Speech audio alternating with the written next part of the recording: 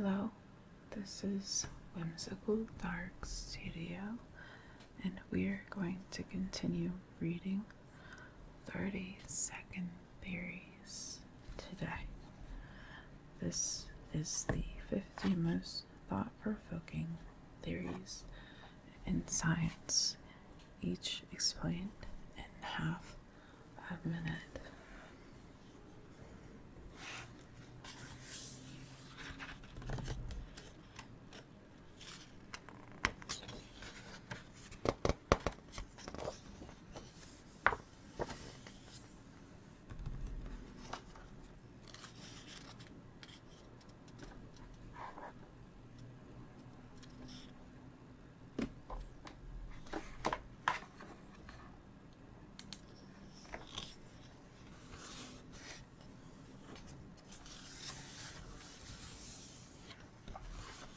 Yesterday, we read the foreword, and today we will start on the theories.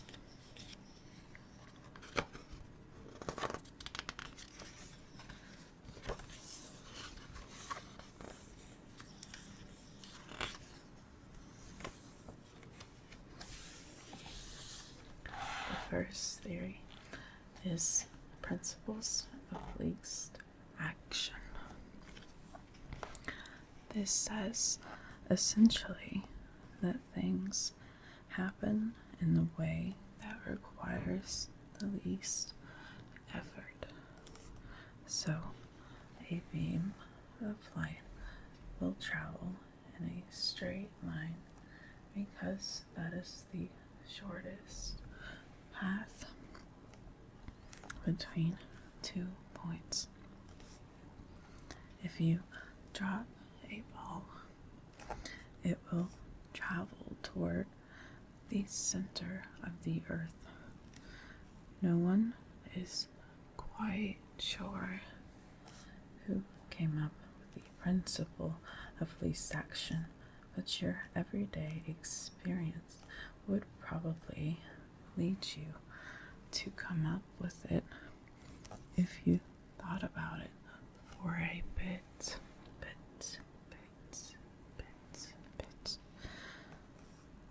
In the 18th century, though, this was a big deal.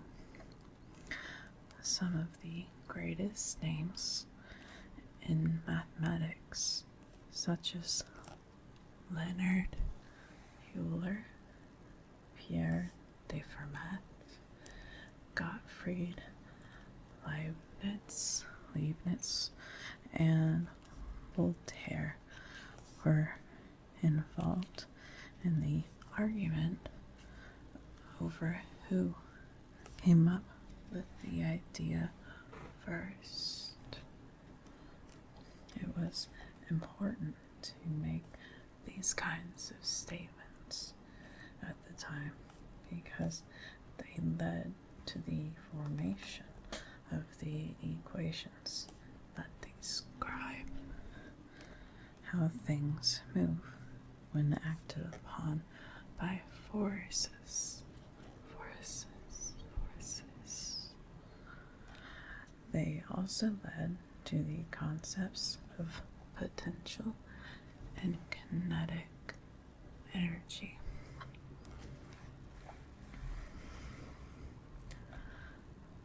This is the 3-minute thought. Quantum theory, which describes how things work on the subatomic scale, seems to be the one area where the principle of least action does not apply. Quantum objects can be in 2 states at once and can take multiple paths when traveling from one place to another. Richard Feynman went so far as to suggest that a quantum particle will simultaneously take every possible path when making a journey. Alright, we're going to move on to the next theory.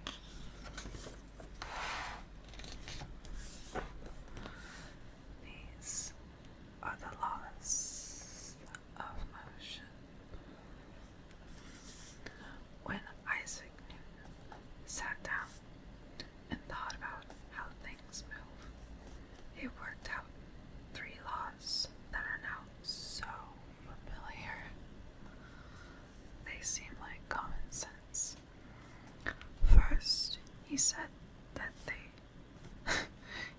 that objects have inertia, which is a measure of resistance to changes in their motion. Inertia means that things remain still until you give them a push, push, push, push, push, push, push. Similarly, objects that are moving keep moving unless something stops or pushes on them. Second, the mass of the object determines what effect a particular push will have on the motion or lack of it. The third law, which is the most famous, feels slightly different. It says that every action has an equal and opposite reaction. Reaction. If I push you, I feel an equal push in return. This is the principle by which space rockets and jet engines work when they push out an exhaust gas from the nozzle at the rear. The engines get a push forward. This is why you should be careful when you step off a boat. To move yourself forward, you inevitably move the boat backward. If you don't take that into account, you can end up taking a swim.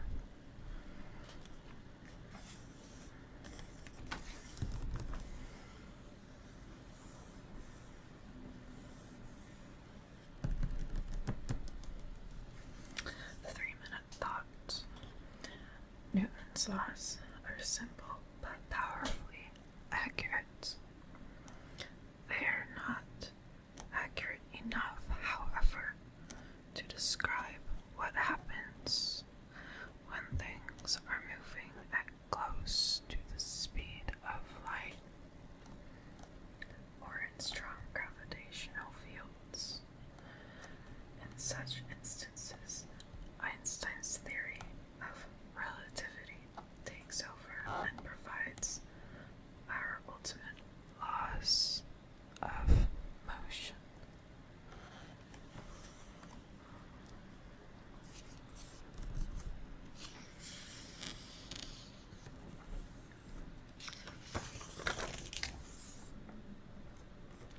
The next theory is universal gravitational theory. This description of one of the fundamental forces of nature is among the greatest achievements in science. Isaac Newton came up with it in 1687 as part of his masterful Principia Mathematica, a 3-volume description of mathematics. Universal gravitation theory says that there is a mutual attraction between anything that has mass, anything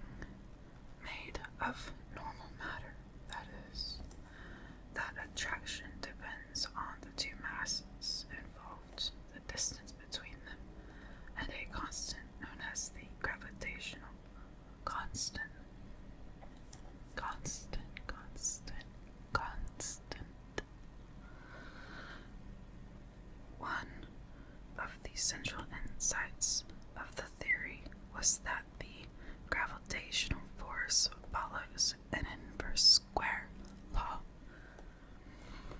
This means that the attraction between the two objects diminishes as the square of the distance between them. Newton's formulation of the law was so accurate that it immediately explained the motion of the planets, creating an easy way to predict their movements relative to each other and the sun. It has also enabled us to send rockets into space. After Einstein came up with the theory of relativity and used it to explain some small anomalies in the planetary orbits, it was realized that Newton's law was not quite the final word on gravity. However, it is almost universally accurate when applied to the gravitational attractions we encounter in everyday life.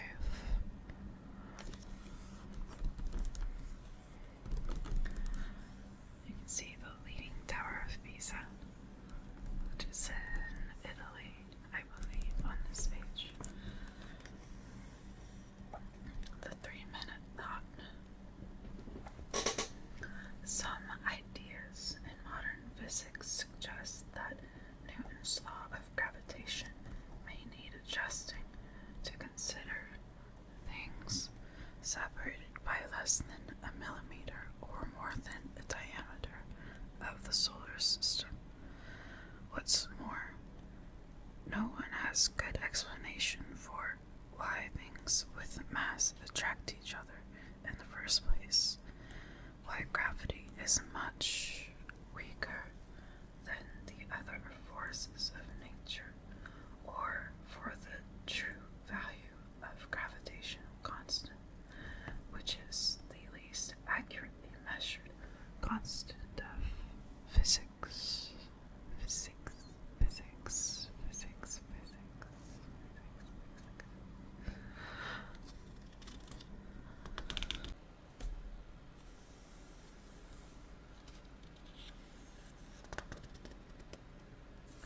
Alright, so it seems like the next page is about Albert Einstein.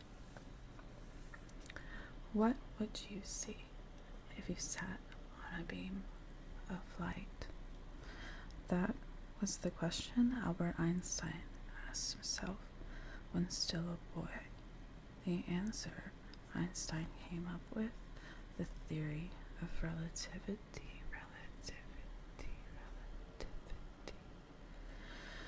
broke apart the ordered universe described by Sir Isaac Newton 250 years before. Nearly a century after Einstein, today's physicists are still trying to figure out just what exactly his theory revealed.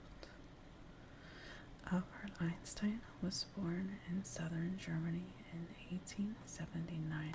His father, Hermann, was an unsuccessful businessman.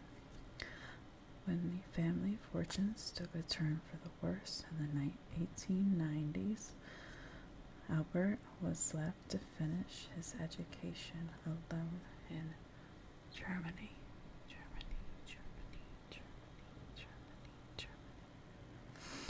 While his parents worked in Italy. By this time, Albert had already begun his own scientific research and dropped out of school at the age of 16. Despite his lack of formal schooling, Albert still won a place at Surrey Technical College in 1896. Nevertheless, Einstein's attendance record remained poor as he pursued his own studies at home. After graduation, Einstein's bad reputation barred him from continuing an academic career. He took a job at the patent office in Bern and married Olivia Merrick in 1903. His simple job left him with free time to think about physics. Einstein's miracle year was 1905. He published 4 papers, one of them on the relationship between light and electricity, won him the Nobel Prize. Another was the starting point for the theory of relativity.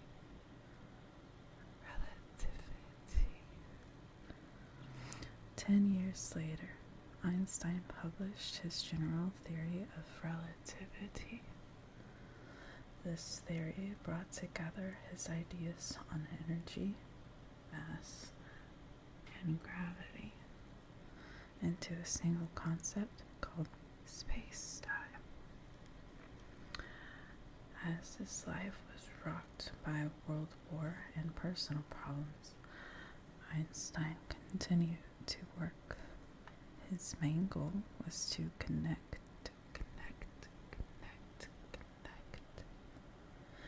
relativity with the theories that governed atoms, thus creating a single unified theory of everything. This work was incomplete upon Einstein's death in 1955 and remains unfinished today.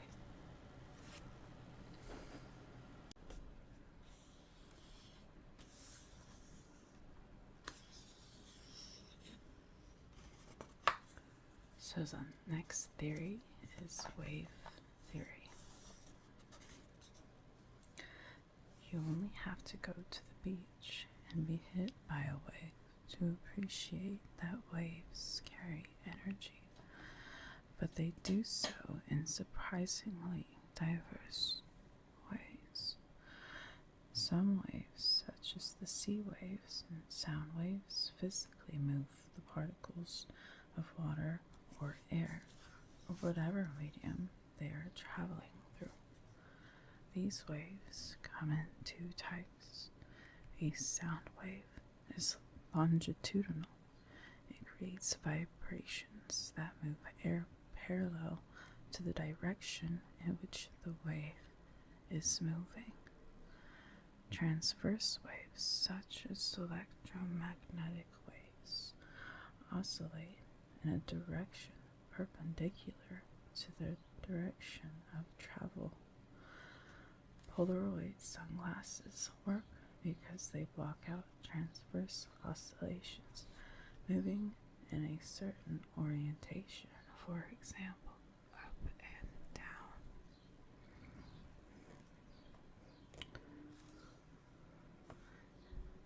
Any light waves oscillating in another direction from side to side, for example, pass through unaffected.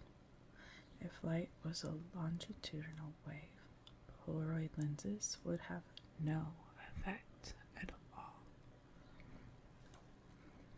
Most wave theory was worked out in the 19th century when pioneers such as Thomas Young showed how waves can be manipulated. Waves are reflected by certain materials, refracted as they cross the boundary between 2 media, or diffracted, which means they spread out as they pass through a narrow opening.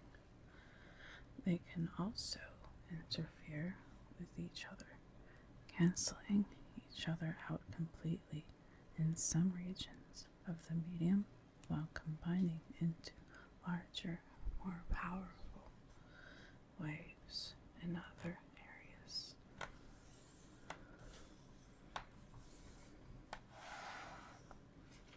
The minute thought. With the discovery of quantum theory came the realization that electromagnetic waves are really the movement of packets of energy called photons.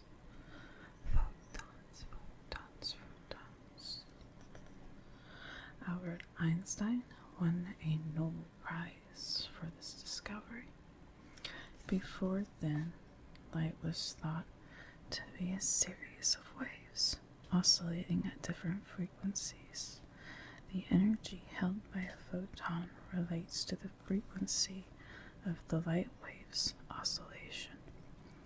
The energy also relates to the color we see. Blue light is composed of higher energy photons or faster oscillating waves than red light.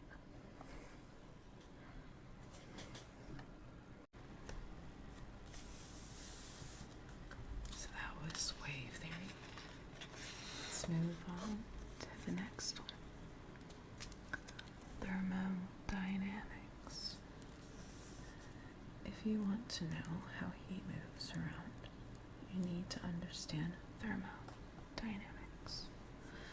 The theory is governed by 3 laws.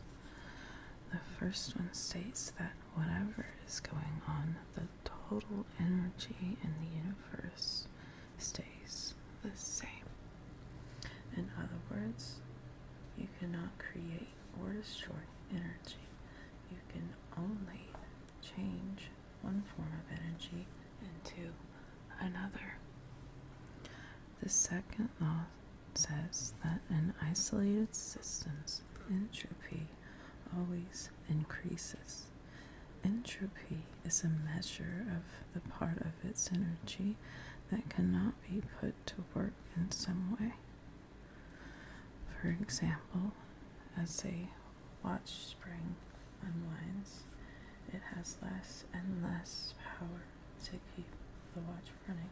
Its entropy rises because the spring's potential energy is slowly transferred to the hands as kinetic energy, with some energy also lost as heat because of friction in the mechanism.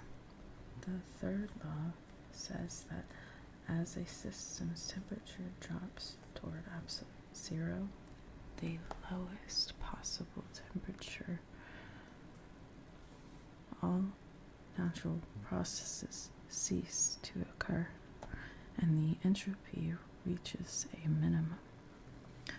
The upshot of this is that it is impossible to reach absolute zero because no processes can get you there. Thermodynamics is not as abstract and esoteric as it sounds. It was developed in the 19th century by Lord Kelvin and forms the basis of your house's refrigerator and central heating, the engines that move your car, and the biological processes that keep you alive.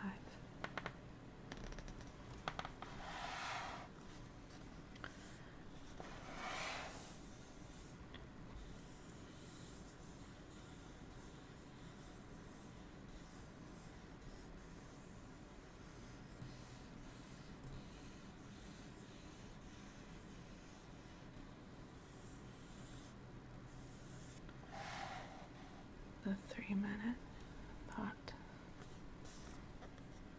Until the second law of thermodynamics came along, many people believed it was possible to create perpetual motion machines.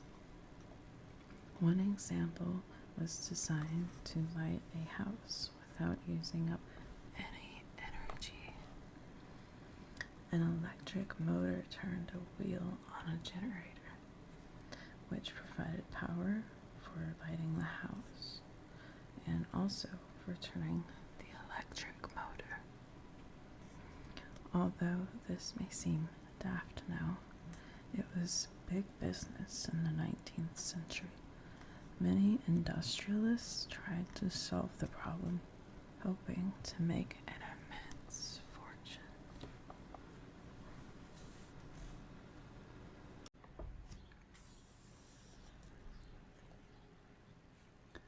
Electromagnetism is a stunningly powerful idea. In fact, our lives would be unrecognizable without it. It is all about what happens when you combine electric charges, movement, and magnetic fields. Move a metal wire within a magnetic field, and you will cause an electric current to flow in the wire. This is how we generate electricity.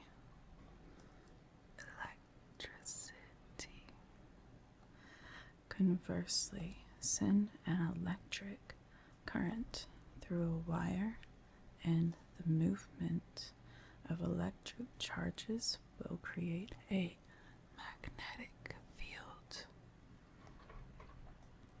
This is how we make the electromagnets that power most doorbells and the particle accelerators. The third option is to run an electric current through a wire sitting in a magnetic field. The wire will move. This is the idea behind the electric motor in your kitchen whisk and power drill. The main credit for the theory rests with the Scotsman James Clerk Maxwell, who first wrote down the equations that describe the complex interplay of electric and magnetic fields. The equations, it turned out, required an unexpected factor: the speed of light. This revelation led to the understanding that light and radiant heat can be thought of as moving variations in electromagnetic fields. These moving fields came to be known collectively as radiation.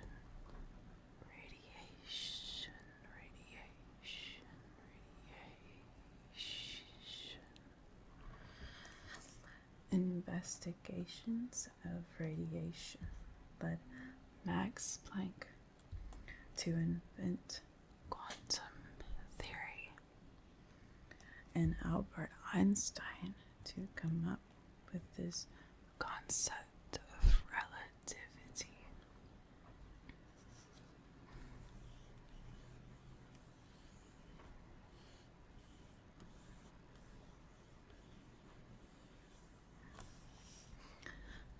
A 3-minute thought. The formulation of quantum theory made it necessary to rewrite James Clerk Maxwell's equations on electricity and magnetism. The result was a new theory called quantum electrodynamics. Intriguingly, though, some parts of the theory had to be fudged with numbers that came from experiments rather than pure theory. Despite this, QED, quantum electrodynamics, is widely considered to be the most successful theory in science. Okay, everybody, I think that's good.